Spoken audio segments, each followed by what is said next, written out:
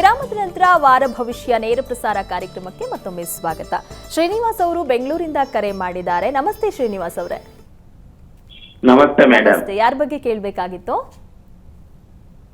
Madam, ನನ್ನ ಮಗನ ಬಗ್ಗೆ ಕೇಳಬೇಕಾಗಿತ್ತು. ಅವರ ಹುಟ್ಟಿದ ದಿನಾಂಕ, ಸಮಯ ತಿಳಿಸ್ಕೊಡಿ. 13 10 2008. 2008. ಸಮಯ 12ನೇ ತಾರೀಕು ರಾತ್ರಿ 2 ಗಂಟೆ 10 ನಿಮಿಷ. ಮಧ್ಯರಾತ್ರಿ 2 ಗಂಟೆ 10 ನಿಮಿಷನಾ? Yes madam. ಸರಿ, ಏನ್ ಪ್ರಶ್ನೆ ಇತ್ತು? ಅವನ ಭವಿಷ್ಯ ಹೆಂಗಿದೆ, ಎಜುಕೇಶನ್ ಚೆನ್ನಾಗಿದೆಯಾ, ನಮ್ಮನ್ನ ಚೆನ್ನಾಗಿ ನೋಡ್ಕೊಂತ. ಸರಿ, ಶಾಸ್ತ್ರಿಗಳಿದ್ದಾರೆ, ಮಾತಾಡಿ. ನಮಸ್ಕಾರ ಶ್ರೀನಿವಾಸ್ ಅವರೇ. ನಮಸ್ಕಾರ.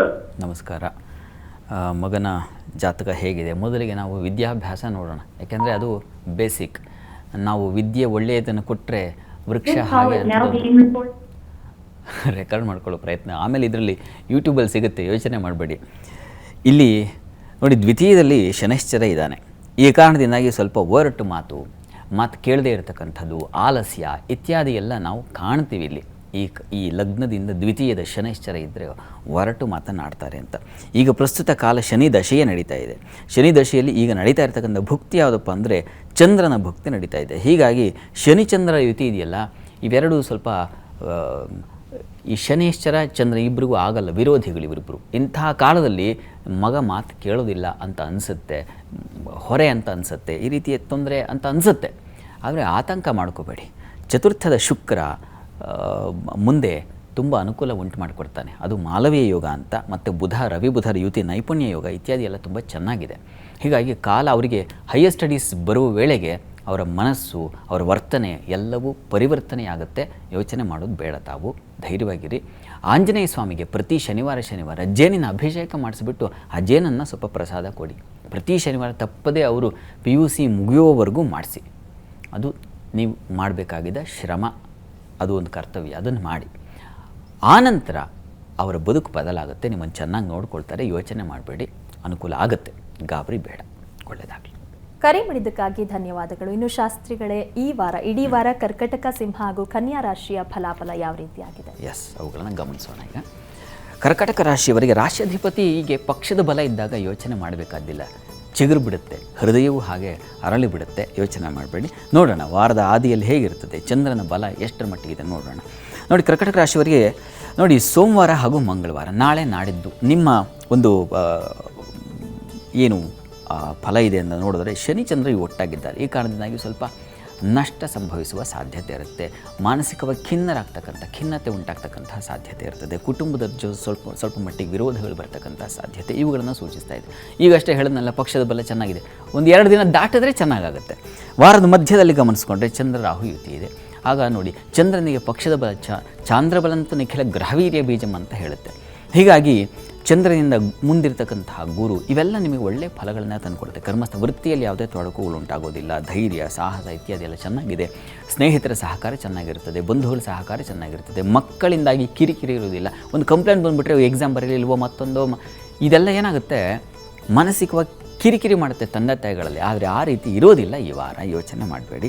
ವಾರದ ಅಂತ್ಯದ ವೇಳೆಗಂತೂ ಗುರುಚಂದ್ರ ಯುತಿ ವಿಶಿಷ್ಟವಾದ ಸ್ಥಾನವನ್ನು, ವಿಶಿಷ್ಟವಾದ ಪ್ರಶಂಸೆಯನ್ನು, ಮತ್ತು ಬೇರೆ ಯಾರೂ ಕಾಣದೇ ಇರತಕ್ಕಂಥ ಒಂದು ಐಡೆಂಟಿಟಿ, ಅದು ಬಹಳ ಮನ್ನಣೆಯ ದಾಹ ಮಂಕುತಿಮ್ಮ ಅಂತಾರಲ್ಲ ಹಾಗೆ, ಆ ಮನ್ನಣೆ ಸಿಕ್ಕರೆ ಎಷ್ಟು ಸಮಾಧಾನ ಅಂದರೆ ಅಷ್ಟು ಸಮಾಧಾನ, ಅಂಥದ್ದೊಂದು ಲಕ್ಷಣ ಇದೆ. ಚಂದ್ರನ ಚಿಗುರುವಿಕೆ ಇದೆಯಲ್ಲ, ಅದು ನಿಮ್ಮನ್ನು ಚೆನ್ನಾಗಿಟ್ಟಿರುತ್ತೆ. ಕರ್ಕಟಕ ರಾಶಿಯವರು ಗಾಬರಿ ಮಾಡ್ಕೊಳ್ಳೋದು ಬೇಡ. ಪರಿಹಾರಕ್ಕಾಗಿ ಏನಪ್ಪ ಮಾಡಬಹುದು ಅಂದರೆ, ದಾಂಪತ್ಯದಲ್ಲಿ ಸಣ್ಣ ಪುಟ್ಟ ಪ್ರೀತಿ, ಪ್ರೇಮ ಇಂಥ ವಿಚಾರಗಳಲ್ಲಿ ಮನಸ್ತಾಪಗಳು ಅಧಿಕವಾಗಿದೆ ಈ ವಾರ. ಯಾಕೆಂದರೆ ಶನಿಮಾನಿಯರು ಅಷ್ಟಮದಲ್ಲಿ ಇರೋದು ಅಷ್ಟೇ ಅಲ್ಲ, ಸಪ್ತಮಾಧಿಪತಿ ಅವನ ಜೊತೆಗೆ ಸೇರಿದ್ರೆ ಸ್ವಲ್ಪ ಕಿರಿಕಿರಿ. ಈ ಕಾರಣದಿಂದ ಅರ್ಧನಾರೀಶ್ವರ ಪ್ರಾರ್ಥನೆ ಮಾಡ್ಕೊಳ್ಳಿ. ನೀವು ವಿಷ್ಣು ಸಹಸ್ರನಾಮ ಹೇಳ್ಕೊಳ್ಬಹುದು. ಇನ್ನು ಸಿಂಹರಾಶಿಯನ್ನು ಗಮನಿಸ್ಕೊಂಡ್ರೆ, ಸಿಂಹರಾಶಿಯವರಿಗೆ ವಾರದ ಆದಿಯಲ್ಲಿ ನಿಮಗೆ ತಂದೆ ಮಕ್ಕಳ ಸ್ವಲ್ಪ ಭಿನ್ನಾಭಿಪ್ರಾಯ ಕಾಣ್ತಕ್ಕಂತಹ ಸಾಧ್ಯತೆ ಇದೆ.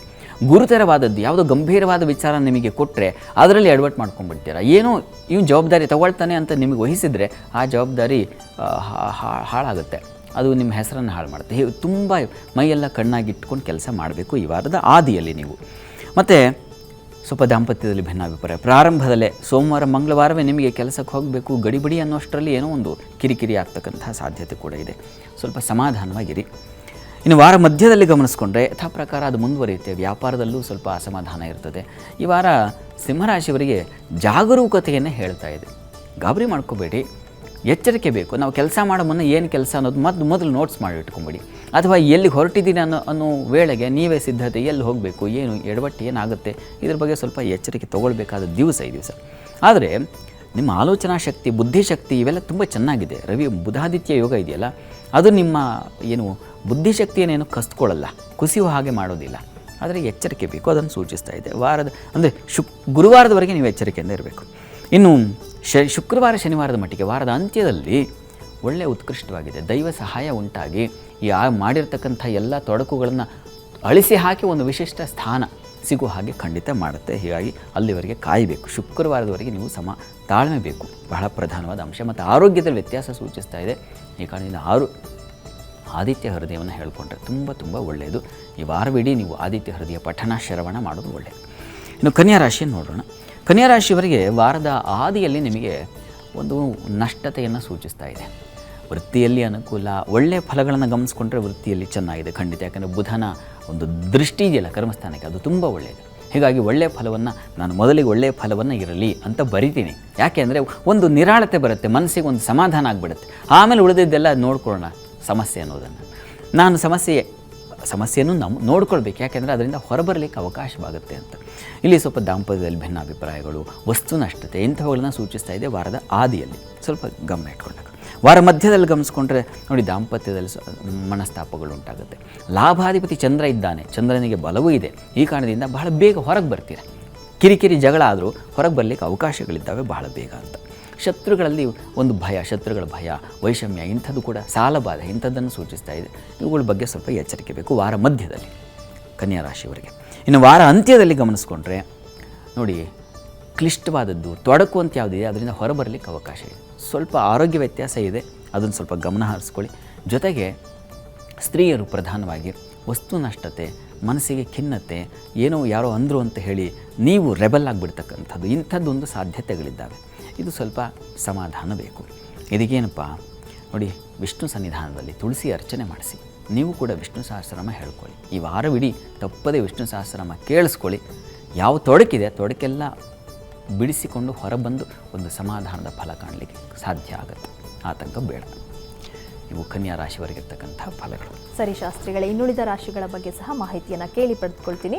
ವೀಕ್ಷಕರೇ, ವಾರ ಭವಿಷ್ಯ ನೇರ ಪ್ರಸಾರ ಕಾರ್ಯಕ್ರಮ ಮುಂದುವರಿಯುತ್ತೆ ಪುಟ್ಟದೊಂದು ವಿರಾಮದ ನಂತರ.